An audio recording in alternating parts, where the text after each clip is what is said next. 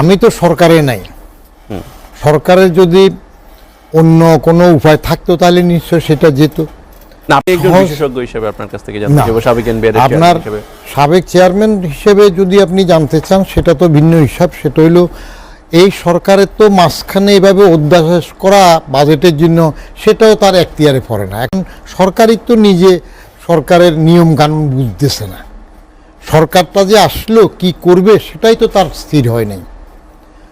টাকার ব্যাপারে যেটা করে ফেলছে হঠাৎ করে 5% থেকে 15%, 7.5% 15%, এতই যদি তারা মনে করে যে তার টাকা দরকার, তাহলে তারা নতুন সরকার হিসাবে আগের বাজেটটা বাদ দিয়ে নিজেরা একটা বাজেট দিতে পারত, যে ঠিক আছে আমরা ওই আগের তাদের বাসায় ফেসিবাদ শেখ হাসিনার যে পালাই গেছে তার বাজেট অনুযায়ী আমরা কাজ করব না, আমরা নতুন বাজেট দিলাম।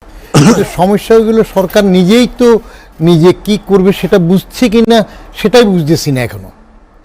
সবচেয়ে সমস্যাটা ওখানে হয়ে গেল।